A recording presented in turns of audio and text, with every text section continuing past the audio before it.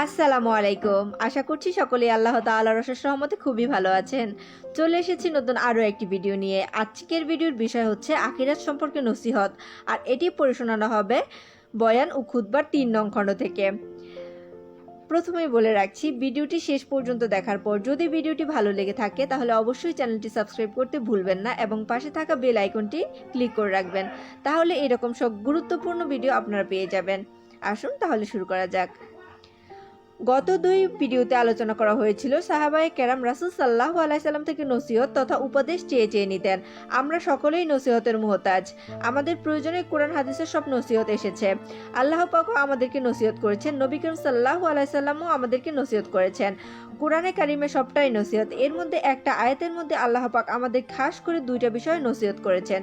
ইরশাদ হয়েছে সূরা আলা 14 থেকে 15 নং আয়াত, অবশ্যই সফলকাম হবে সেই ব্যক্তি যে নিজেকে পবিত্র রাখবে আর আমাকে স্মরণ করে ইবাদত করবে, বিশেষভাবে নামাজের মাধ্যমে আমাকে স্মরণ করবে। এই আয়াতে দুটো আমলের কথা বলা হয়েছে।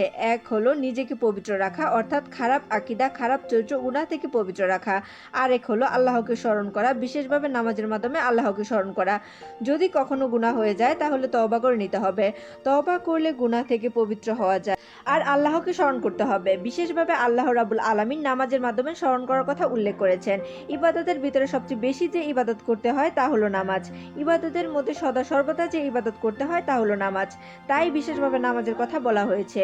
অন্যান্য ইবাদত সবসময় করতে হয় না। রোজা বছরে একবার মাত্র 1 মাস, যাকাত বছরে একবার, তাও সবার উপরে নয়, যারা ধনী শুধু তাদের উপরে।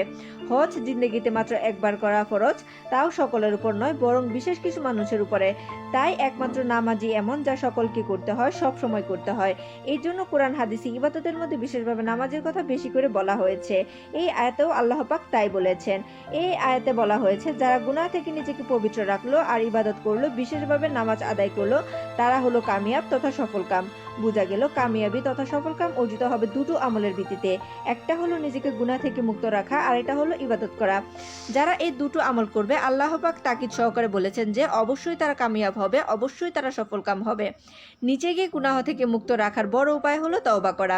গুনাহ মানুষের হবেই, একমাত্র আম্বিয়ায়ে কেরাম আলাইহিস সালাম ছাড়া আর কোনো মানুষ গুনাহ থেকে মুক্ত নন। অতএব গুনাহ আমাদের হবেই, তবে গুনাহ হলেই তওবা করে নিতে হবে। যখনই গুনাহ হবে তওবা করে নিতে হবে। তওবা করলে এমন হয়ে গেলাম যেন গুনাহই হয়নি। হাদিস শরীফে এসেছে, গুনাহ থেকে যে তওবা করলো সে ব্যক্তি ওই ব্যক্তির ন্যায় যার গুনাহ হয়নি। যা হোক, নিজেকে পবিত্র রাখা এবং ইবাদত করা, এই দুটো আমলের কথা আল্লাহ পাক বলেছেন। এই দুটো আমলের কথা বলার পর রাব্বুল আলামিন বলেছেন সূরা আলা 16 নং আয়াত, বরং তোমরা পার্থিব জীবনকে অর্থাৎ দুনিয়ার স্বার্থকে প্রাধান্য দাও। এই কথাটুকুর মধ্যে আল্লাহ পাক বোঝাতে চেয়েছেন যে তোমরা পদে পদে গুনাহ থেকে নিজেদেরকে পবিত্র রাখবে এবং ইবাদত করবে। এটা তোমাদের দ্বারা হয়ে ওঠে না এই কারণে যে তোমরা পদে পদে দুনিয়াকে প্রাধান্য দাও। দুনিয়াকে প্রাধান্য দিতে গিয়েই তোমরা গুনাহে জড়িয়ে পড়ো। দুনিয়াকে প্রাধান্য দিতে গিয়েই তোমরা দিন ইবাদত থেকে সরে যাও। আমাদের অভ্যাস হলো প্রত্যেকটা পদে পদে আমরা দুনিয়ার স্বার্থকে প্রাধান্য দেই। এই কারণে পদে পদে আমরা গুনাহে জড়িয়ে পড়ি এবং দিন ও ইবাদত থেকে বিচ্যুত হয়ে যাই। দুনিয়ার কাজ তো আমরা দুনিয়ার স্বার্থে করি, এমনকি আখিরাতের কাজ এবং সওয়াবের কাজও দুনিয়ার স্বার্থকে সামনে রেখে করি, দুনিয়ার স্বার্থকে প্রাধান্য দিয়ে করি। একবার আমার কাছে এক ভাই এসে বললেন যে হুজুর, 1 বছর হলো আমার আব্বা ইন্তেকাল করেছেন। এখন আব্বার জন্য মৃত্যুবার্ষিকী পালন করতে চাই, কিভাবে করব আমাকে একটু পরামর্শ দিন। আমি বললাম, আপনি এভাবে পরামর্শ চাইলে ভালো হতো যে হুজুর, আমার আব্বার মৃত্যুবার্ষিকী পালন করতে চাই, এটা করা ঠিক হবে কিনা, আদৌ এটা করা যাবে কিনা এই সম্পর্কে পরামর্শ আগে। যদি করা যায় তাহলে এটা কিভাবে করা যাবে তার পরামর্শ। আপনি তো সিদ্ধান্ত নিয়ে এসেছেন যে মৃত্যুবার্ষিকী পালন করবেনই, এখন কিভাবে করবেন তার পরামর্শ চাচ্ছেন। মৃত্যুবার্ষিকী তো শরীয়তে নেই, আপনারা এটা কেন করেন? লোকটা বলল, হুজুর, 1 বছরের মাথায় আত্মীয় স্বজন সবাই এক জায়গায় হব, দেখা সাক্ষাৎ হবে, এতটুকু না করলে আত্মীয় স্বজন অসন্তুষ্ট হয়ে যাবে। তখন আমি বললাম, তাহলে মৃত্যুবার্ষিকীর উদ্দেশ্য এটাই যে আত্মীয় স্বজনকে দেখা সাক্ষাৎ হবে, তারা সন্তুষ্ট হবে। তাহলে আত্মীয় স্বজনের সন্তুষ্টির জন্য মৃত্যুবার্ষিকী করছেন, তাহলে তো এটা দুনিয়ার কাজ হয়ে যাচ্ছে, দিনের কাজ হয়নি।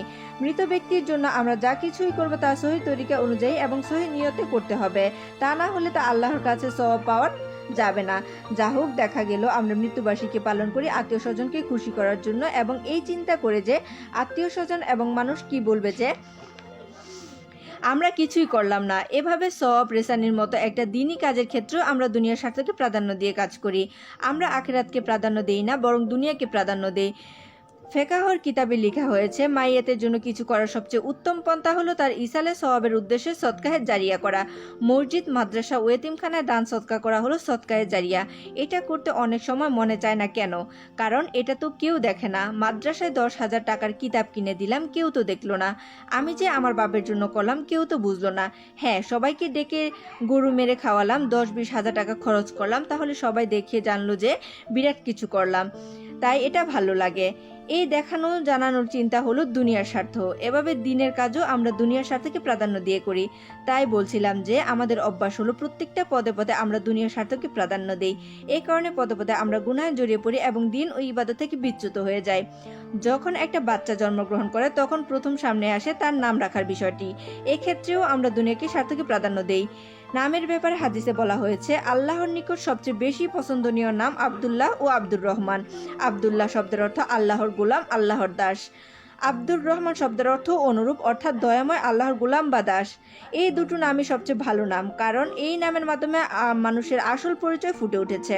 আমি আব্দুল্লাহ তথা আল্লাহর গোলাম, এটাই আমার আসল পরিচয়, এটাই আমার সবচেয়ে ভালো পরিচয়।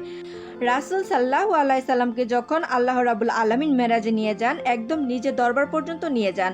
এটা ছিল মানব জীবনের জন্য সবচেয়ে উঁচু মর্যাদার বিষয় যে দুনিয়ায় থাকতে সরাসরি আল্লাহ পাক তার দরবার পর্যন্ত নিয়ে যাচ্ছেন। রাসূল সাল্লাল্লাহু আলাইহি সাল্লামকে আল্লাহ পাক এই মর্যাদা দান করেছেন। কোরআন শরীফের যেখানে এই মর্যাদার বর্ণনা দেওয়া হয়েছে সেখানে আল্লাহ পাক বিষয়টি বর্ণনা করতে গিয়ে আব্দ শব্দ ব্যবহার করে বলেছেন যে আল্লাহ তার আব্দকে তথা তার গোলামকে তার দরবারে নিয়ে গেছেন। এখানে রাসূল সাল্লাল্লাহু আলাইহি সাল্লামকে আল্লাহ আব্দ বা গোলাম বলে পরিচয় দেওয়া হয়েছে, কারণ এটাই তো মানুষের জন্য সবচেয়ে মর্যাদার বিষয়। তাই সবচেয়ে ভালো নাম হলো আব্দুল্লাহ, তারপর হলো আব্দুর রহমান। এরপর আম্বিয়ায়ে কেরাম আলাইহিস সালামের নাম রাখা, সাহাবীদের নামে নাম রাখা, বুজুর্গানের দিনের নামে নাম রাখা, এর বাইরে অত্যন্ত একটা ভালো অর্থ দেখে নাম রাখা, এই হলো নাম রাখার নীতি। কিন্তু আমরা যখন নাম রাখতে যাই তখন এসব ভালো নাম বাদ দিয়ে আনকমন নাম খুঁজি, সম্পূর্ণ ব্যতিক্রমধর্মী নাম খুঁজি। এমন একটা নাম রাখতে চাই যে নাম কেউ রাখেনি, যেন মানুষ বলবে সাংঘাতিক একটা নাম রেখেছে। মানুষের যেন আমার প্রশংসা করে যে নাম নির্বাচনে আমার ক্ষেত্রে কোনো জুরি নেই। এখানে দেখা যায় যে নিজের ভিতরে দুনিয়ার স্বার্থ ঢুকানো হচ্ছে। তাই বলছিলাম জন্ম থেকে প্রত্যেকটা পদে পদে আমরা দুনিয়ার স্বার্থ চিন্তায় রাখি, দুনিয়ার স্বার্থকে প্রাধান্য দেই। এরপর যখন বাচ্চা বড় হয়, লেখাপড়া শেখানোর প্রশ্ন আসে, তখনও দুনিয়ার স্বার্থ চিন্তা রাখি। তখন চিন্তা করি যে বিদ্যা শেখালে টাকা পয়সা বেশি হবে, দুনিয়ায় বাড়ি গাড়ি হবে, সেই বিদ্যা শেখাবো। আর কোরআন হাদিসে শেখালে কি হবে? কোরআন হাদিস শেখালে তো মানুষের কাছে হাত পেতে খেতে হবে, এতে ফকিরি বিদ্যা, নাউজুবিল্লাহ মিন জালিক। অথচ যারা কোরআন হাদিস ভালো করে শিক্ষা করেন তারা কখনো হাত পেতে খান না। কোরআন হাদিসের শিক্ষাকে ফকিরি বিদ্যা বললে ইমানের উপরে আঘাত এসে যায়। এই শিক্ষার প্রবর্তনকারী রাসূল সাল্লাল্লাহু আলাইহি সাল্লাম, অতএব এই বিদ্যাকে ফকিরি বিদ্যা বললে তার আঘাত রাসূল সাল্লাল্লাহু আলাইহি সাল্লামের উপর গিয়ে পড়ে। এই শিক্ষার প্রবর্তনকারী রাসূল সাল্লাল্লাহু আলাইহি সাল্লাম ফকির ছিলেন না। আল্লাহ তাআলা তাকে দুনিয়া দিতে চেয়েছেন, কিন্তু তিনি দুনিয়া নেননি। রাসূল সাল্লাল্লাহু আলাইহি সাল্লামকে বলা হয়েছে চাইলে আপনার জন্য মক্কার উপত্যকাকে স্বর্ণ বানিয়ে দেওয়া হবে, উহুদ পাহাড়কে স্বর্ণ বানিয়ে দেওয়া হবে, কিন্তু রাসূল সাল্লাল্লাহু আলাইহি সাল্লাম বলেছেন আমি তা চাই না। আমি চাই এক ওয়াক্ত খেয়ে থাকবো তো শুকর আদায় করব, আরেক ওয়াক্ত না খেয়ে থাকবো তো সবর করব। তিনি কেন এরকম অভাবের জিন্দেগি বেছে নিয়েছেন? তার কারণ তিনি বলেছেন যে সম্পদের জিন্দেগি মানুষকে ধ্বংস করে দেয়, সম্পদের জিন্দেগি গুনাহের পথে নিয়ে যায়। যাদের সম্পদ বেশি তারাই পাপ করতে বেশি পারে, যাদের সম্পদ নেই তারা ইচ্ছা করলেও অনেক সময় পাপ কাজ করতে পারে না। রাসূল সাল্লাল্লাহু আলাইহি সাল্লামের অভাবের জিন্দেগি পছন্দ করেছেন, আল্লাহর কাছেও এরূপ জিন্দেগি পছন্দনীয়। তাই যারাই রাসূল সাল্লাল্লাহু আলাইহি সাল্লামের পথে আসে, রাসূলের বিদ্যায় বিদ্বান হন, আল্লাহ পাক সাধারণত দুনিয়ায় তাদেরকে ধন সম্পদ কম দেন, আবার অনেককে বেশিও দিয়ে থাকেন। অতএব কোনো ক্রমেই এই বিদ্যাকে ফকিরি বিদ্যা বলে তাচ্ছিল্য করার অবকাশ নেই। কোরআন হাদিসকে নিয়ে কোনোভাবে তাচ্ছিল্য করা হলে, ইসলামের কোনো আদর্শকে নিয়ে কোনোভাবে তাচ্ছিল্য করা হলে ঈমান নষ্ট হয়ে যায়। আমরা বাচ্চা কাচ্চাকে দুনিয়া শেখায়, জেনারেল শেখায়, শিক্ষিত করি, এটা জায়েজ যদি নিয়ত সহি হয়, নিয়ত ভালো হয়। কিন্তু সরাসরি গুনাহ এমন কোনো শিক্ষা শেখানো কোনো ক্রমেই জায়েজ নয়। যেমন অনেকে বাচ্চা কাচ্চাকে, বিশেষভাবে মেয়েদেরকে গান শেখান। মুসলমানরা নিজেরা পয়সা ব্যয় করে কিভাবে বাচ্চাকে গান শেখান যার পুরোটাই গুনাহ? আমার কষ্টের উপার্জিত পয়সা দিয়ে আমি আমার বাচ্চাকে হারাম জিনিস শেখাবো কেন? এর দ্বারা একদিকে আমার পয়সা হারাম পথে ব্যয় হলো, সেটা গুনাহ হবে, সেই সাথে সাথে সে গান শিক্ষা করে যতদিন গাইবে তারও পাপ হবে, আমারও হবে। এই গান শেখানো দুনিয়ার স্বার্থে চিন্তা করে থাকি। যারা বাচ্চাদেরকে গান শেখায় তারা মনে করে বাচ্চাদেরকে গান শেখালে মানুষ আমাদেরকে স্মার্ট মনে করবে, যুগ সচেতন মনে করবে, আমাদের বাচ্চাদেরকেও স্মার্ট মনে করবে। তাহলে দেখা গেল এখানেও আমরা দুনিয়ার স্বার্থকে প্রাধান্য দিই বলে সঠিক পথ থেকে বিচ্যুত হয়ে যাই। বাচ্চাদের লেবাস পোশাক ও বেশভূষার ক্ষেত্রেও আমরা মনে করি এমন লেবাস পোশাক হওয়া চাই যার দ্বারা মানুষ আমাদেরকে স্মার্ট মনে করবে, যুগ সচেতন মনে করবে, আমাদের বাচ্চা কাচ্চাকেও স্মার্ট মনে করবে, প্রগতিশীল মনে করবে। বুর্জুগানের দিনের লেবাস পোশাক, উলামায়ে কেরামের লেবাস পোশাক গ্রহণ করি না কেন? কারণ আমরা ভাবি তাহলে মানুষ টিটকারি দিবে, টিপ্পনি কাটবে যে হুজুর হয়ে গেছে, বলবে সেকেলে, পুরাতন চিন্তার অধিকারী ইত্যাদি। দেখা গেল এখানেও আমরা মানুষের কাছে ভালো থাকতে চাই, এটাই হলো দুনিয়ার স্বার্থ চিন্তা। এখানেও আমরা দুনিয়ার স্বার্থকে প্রাধান্য দিই বলে সঠিক পথ থেকে বিচ্যুত হয়ে যাই। বিবাহ শাদীর সময় আমরা দুনিয়ার দিকে প্রাধান্য দিই। বিবাহ করা হয় অনেক কিছু দেখে, রূপ লাবণ্য দেখে, বংশ গরিমা দেখে, বাপের কি কি সম্পদ আছে, গাড়ি বাড়ি কয়টা আছে, বিয়ে করলে আমি কতটুকু পাবো, হিসাব নিকাশ করে বিবাহ করে, এভাবে অনেক কিছু দেখেই বিবাহ করা হয়। এক্ষেত্রেও আমরা দুনিয়াকে প্রাধান্য দিই, অথচ হাদিসে এসেছে যে তোমরা দিনদারির বিষয়টা প্রাধান্য দাও। এভাবে জীবনের প্রত্যেকটা পদে পদে আমরা দুনিয়ার স্বার্থকে প্রাধান্য দিই, আখিরাতের স্বার্থকে প্রাধান্য দিই না। এই জন্য আমাদের জিন্দেগির এই অবস্থা। আমরা গুনাহ থেকে ফিরে আসতে পারি না, ইবাদত ও সহি তরিকার উপরেও উঠে আসতে পারি না। গুনাহ থেকে ফিরে থাকা এবং ইবাদতের উপর উঠে আসা, এই দুটোর মধ্যে ছিল কামিয়াবি ও সফলতা। কিন্তু আমরা এই কামিয়াবি ও সফলতার পথে উঠে আসতে পারছি না, তার কারণ আমরা পদে পদে দুনিয়ার স্বার্থকে প্রাধান্য দেই। এই দুনিয়ার স্বার্থকে প্রাধান্য দেওয়া থেকে উঠে আসার উপায় কি, তাও আল্লাহ পাক আমাদের বলে দিয়েছেন, আর তা হলো প্রত্যেকটা পদে পদে আখিরাতকে প্রাধান্য দিতে হবে। তাই আল্লাহ পাক দুনিয়াকে প্রাধান্য দেওয়ার কথা বর্ণনা করার পর বলেছেন, সূরা আলা 17 নং আয়াত, আখিরাত হলো উত্তম ও চিরস্থায়ী।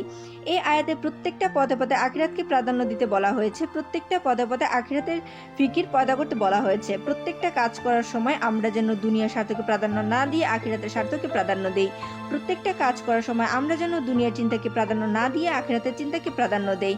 আখিরাতের চিন্তা ফিকির প্রাধান্য দিলে দুনিয়ার চিন্তা ফিকির চাপা পড়বে, আর তখনই আমরা গুনাহ থেকে বিরত থাকতে পারবো এবং সহি তরিকায় থাকতে পারবো। আল্লাহ পাক বলেছেন আখিরাত হলো উত্তম। দুনিয়ার সুখ শান্তি আনন্দ যা কিছু আছে কোনোটাই উত্তম নয়, বরং আখিরাতটাই উত্তম।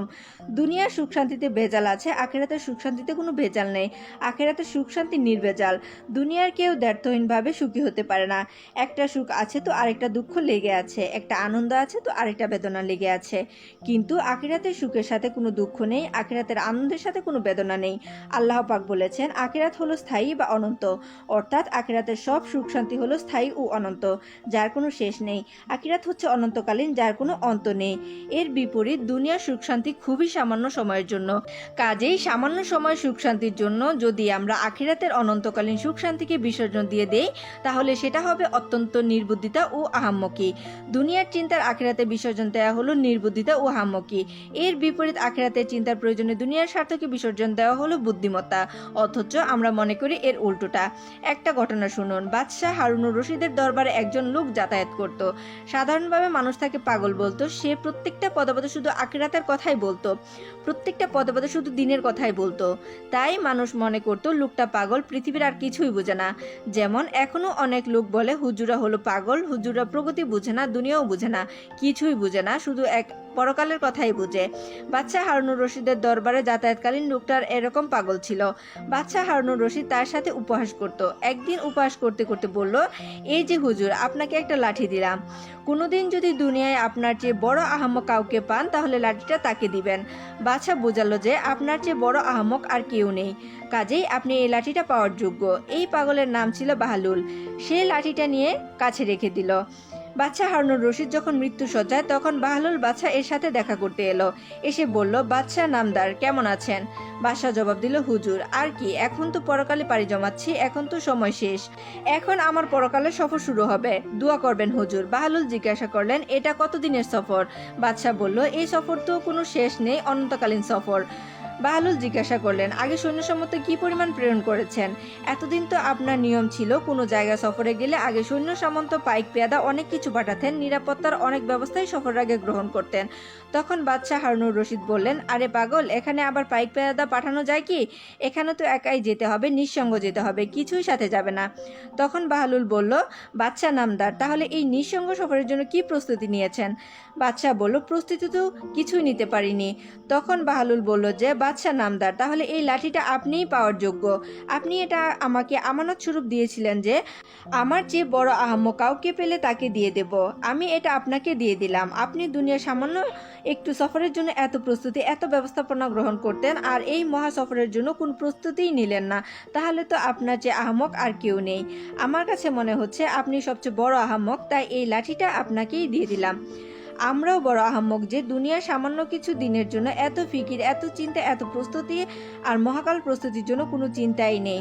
দুনিয়ার সামান্য সময়ের জীবনে ভবিষ্যতে কখনো না খেয়ে থাকবো কিনা, কখনো চিকিৎসার অভাবে কষ্ট পাবো কিনা, ভবিষ্যতে বাসস্থানের কোনো সংকটে যেন না পড়ি, এই চিন্তায় ব্যাংক ব্যালেন্স কত কিছু করার দরকার মনে করি। তার জন্য আমরা এত প্রস্তুতি নেই। সেই প্রস্তুতি নিতে গিয়ে কত কষ্ট স্বীকার করি। তার জন্য মাথার ঘাম পায়ে ফেলে শরীরের রক্ত পানি করে অর্থ করি, উপার্জন করি। নিজের জীবনের আরাম পর্যন্ত বিসর্জন দিয়ে সেই অর্থ করে সঞ্চিত করে রাখি, অথচ মহাকালের প্রস্তুতির জন্য ততটুকু ফিকিরও আসে না। আল্লাহ পাক তাই বলেছেন, প্রত্যেকটা পদে পদে দুনিয়ার ফিকির নয়, বরং আখিরাতের ফিকির আসতে হবে। সার কথা, আল্লাহ রাব্বুল আলামিন এই আয়াতের মধ্যে বলেছেন, যারা আকীদা বিশ্বাসের খারাপি, আখলাক চরিত্রের খারাপি এবং গুনাহ থেকে মুক্ত থাকবে আর ইবাদতের উপরে উঠে আসবে, তারা হবে কামিয়াব। দুনিয়াকে প্রাধান্য দিলে কামিয়াবি আসবে না। এখন চিন্তা করে দেখুন, আমরা কেন কামিয়াব হতে পারছি না? আমরা কামিয়াব হতে পারছি না কারণ প্রত্যেকটা পদে পদে আমরা দুনিয়ার চিন্তাকে প্রাধান্য দিচ্ছি, প্রত্যেকটা পদে দুনিয়ার স্বার্থ চিন্তাকে প্রাধান্য দিচ্ছি। যখন আমরা প্রত্যেকটা পদে আখিরাতকে প্রাধান্য দিতে শিখব, তখন আমরা কামিয়াবির পথে উঠে আসতে পারবো। ভিডিও শুরুতে যে আয়াতকে তিলাওয়াত করেছিলাম, সেই আয়াতকে আমরা আবার স্মরণ করি। আল্লাহ পাক ইরশাদ করেছেন সূরা আলা 14 থেকে 15 নং আয়াত, অবশ্যই সফলকাম হবে সেই ব্যক্তি যে নিজেকে পবিত্র রাখবে আর আমাকে স্মরণ করবে, ইবাদত করবে, বিশেষভাবে নামাজের মাধ্যমে আমাকে স্মরণ করবে। তোমরা বরং পার্থিব জীবনকে প্রাধান্য দিয়ে থাকো, অথচ আখিরাত হচ্ছে উত্তম ও স্থায়ী। আল্লাহ রাব্বুল আলামিন আমাদের মধ্যে এই আখিরাতের ফিকির পয়দা করে দিন, যাতে আমরা ইহকাল পরকাল উভয় জগতে কামিয়াব হতে পারি। আমিন।